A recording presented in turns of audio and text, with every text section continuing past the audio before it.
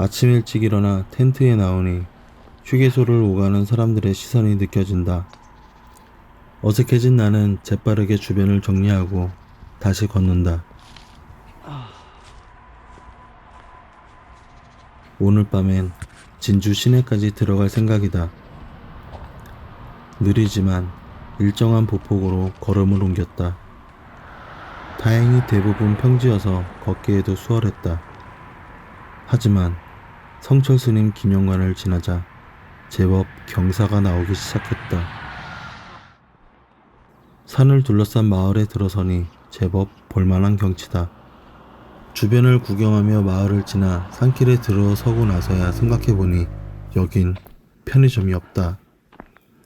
중간에 편의점은 하나 있겠지 했었는데 도무지 없다. 물도 300ml 정도밖에 안 남았는데 한 번 쉬면 포기하고 산속에서 야영하게 될 것 같아 산을 마칠 때까지 한 번도 쉬지 않았다. 후들거리는 다리를 스틱에 의지해 간신히 내려왔다. 나는 평지처럼 길을 알려준 지도를 탓해버리고 말았다. 산을 다 내려온 나는 큰 나무 아래 있는 데크에 앉아 남은 물을 다 마셨다. 그때 한 어르신과 마주쳤다. 그동안 3번 국도를 걸으며 만난 대부분의 사람들은 나를 응원해 주셨다. 그리고 몇몇은 내가 아는 누구는 어디를 걸었고 어떤 산을 탔다며 타인의 일을 마치 자신의 일마냥 자랑하듯 가르치려 말했다. 그런데 그 어르신은 조금 달랐다. 잠시 옆에 앉아도 되냐 양해를 구하시곤 내 옆에 앉으셨다. 그리고 이어나간 대화가 모두 기억나지는 않지만 이 말만큼은 아직 생생하다. 민들레 호시처럼 바람에 날아다니다 어느 곳에 내려앉게 되더라도 최선을 다해 살다 보면 꽃을 피우게 된다. 그 어르신은 나를 가르치려 했던 사람들과는 다른 가르침을 내게 주셨다.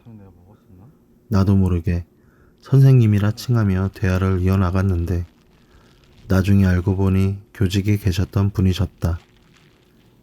잠시 스쳐 지나는 내게 좋은 말을 전해주신 선생님께 감사 인사를 전하며 나는 다시 길을 걸었다. 다시 밤이 찾아왔다. 고기로 배를 채우고 부지런히 걸어 진주에 도착했다. 마음 깊은 곳에서부터 올라오는 나 자신에 대한 대견함에 힘이 났다. 나인 호텔이라는 곳에 들어가 마지막 빨래방을 찾아 나섰다. 주변에 빨래방이 없어 택시를 탈 수밖에 없었다. 빨래를 마치고 다시 모텔에 돌아왔다. 밝은 조명에 둘러싸인 진주성을 보는데 가슴이 아린 이유는 왜일까?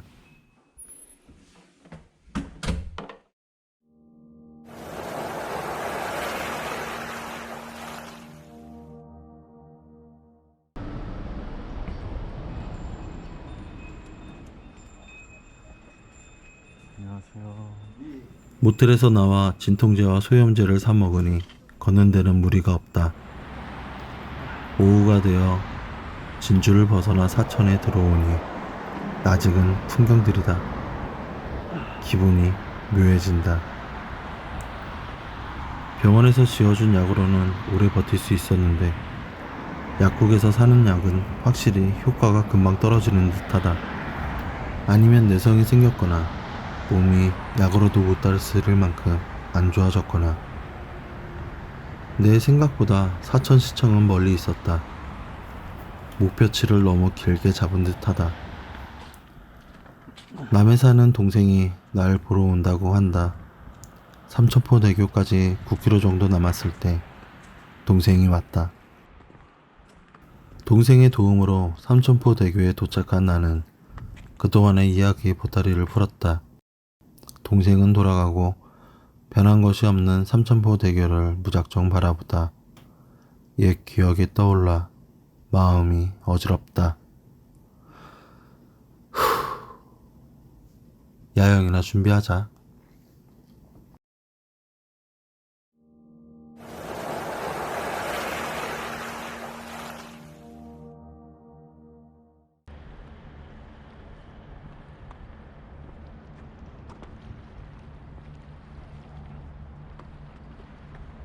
삼천포 대교를 건너는데 가슴이 뜨거워진다. 3번국도 종단까지는 아직 하루가 남았지만 마음만은 완주한 기분이다. 주체할 수 없는 마음을 간신히 억눌러 본다. 5시쯤 되었을까? 창선에 도착해서 다리를 건너는데 눈이 부시다. 노을 져가는 바다와 하늘, 그리고 섬 하나하나에 정신을 빼앗긴다.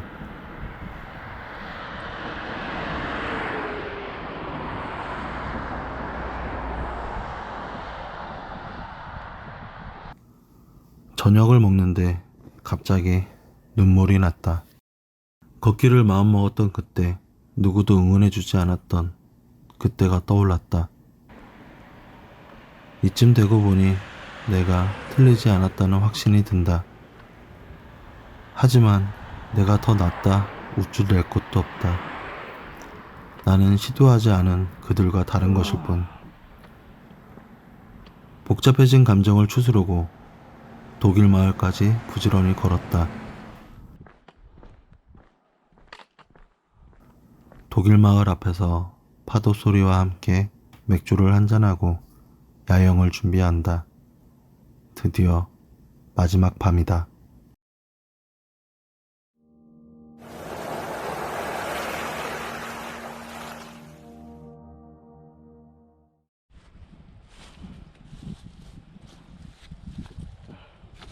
마지막 야영을 끝내고 텐트를 정리한다. 장갑은 낡아버렸고 스틱은 다 닳아버렸다.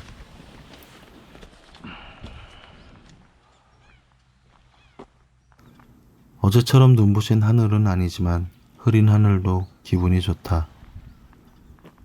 오전 중에 비가 온다고 하는데 마음의 염려는 없다. 이제 곧 종착지에 갈 수 있기 때문이다. 이 여정을 마치는 이 시점에도 배낭의 무게는 익숙해지지가 않는다. 마지막 내리막길. 저 멀리 비석이 보인다.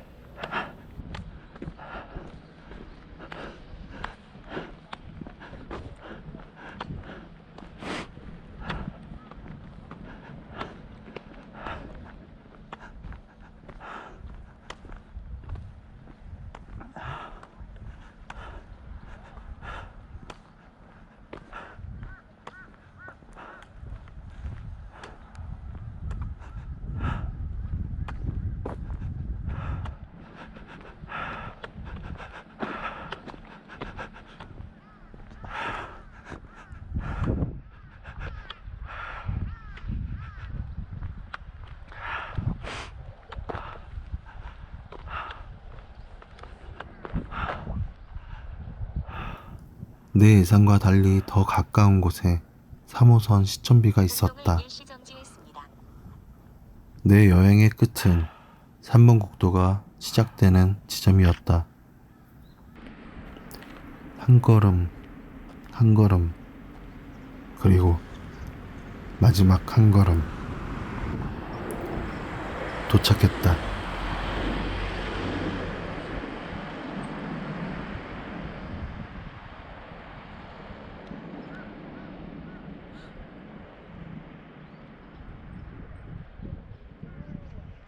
가슴속에서 올라오는 이 감정은 영화나 책에서 느꼈던 대리 감정이 아닌 새로운 것이었다.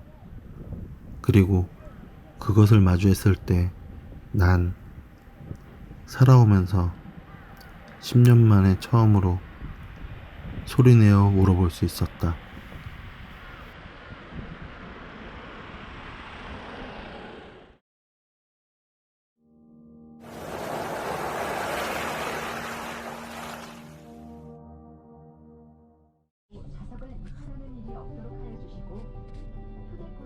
(40이라는) 나이가 되는 동안 이뤄놓은 것이 없는 내 자신이 너무 작아 보였습니다.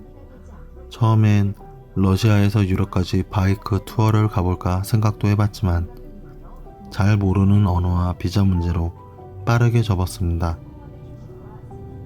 제 시골은 강원도 철원이었고 사는 곳은 아차산이었고 혼자 되고 나서 도망치듯 가던 곳은 남이었는데 모두 3번 국도가 이어진 곳이었습니다. 그때 무언가 머릿속에 스쳐 지나갔습니다. 지도를 구입해 3번 국도를 따라 펜으로 이어가며 흐릿했던 생각을 정리했고 필요한 물품을 하나하나 장만하기 시작했습니다. 텐트, 배낭, 침낭, 매트, 일회용 샤워타월 등등. 자금이 여의치 않아 1년 가까이 준비했습니다. 준비 과정에 지쳐 그냥 비행기나 타고 제주도나 다녀올까도 생각했습니다. 3번 국도를 걷겠다고 자신만만하게 선포했지만 주변 누구에게도 응원을 받지 못했습니다. 제 또래들은 한 가정을 지켜야 할 가장이고 차라리 돈 쓰고 편히 쉬는 걸 좋아하는 사람들이기에 이해가 안 되는 것은 아니었습니다. 차라리 해외에 있는 순례자의 길을 걸어보는 게 어떠냐며 추천도 받았습니다. 하지만 그 길을 걷고 있는 순례자들도 처음부터 순례자는 아니었을 거라 생각이 들었습니다.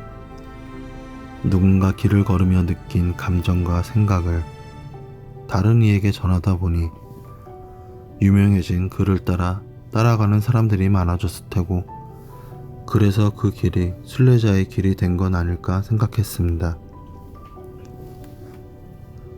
순례자가 걸었던 길을 따라 걷는다고 해서 내가 그 순례자와 같이 위대한 사람이 될 수 없다고 생각했습니다.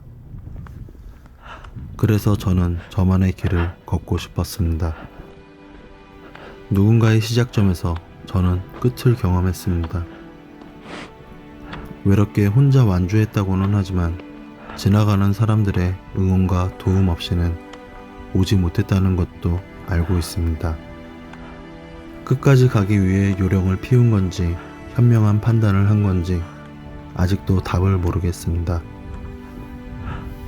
우리는 정답이 없는 이 세상에서 서로를 바라봅니다.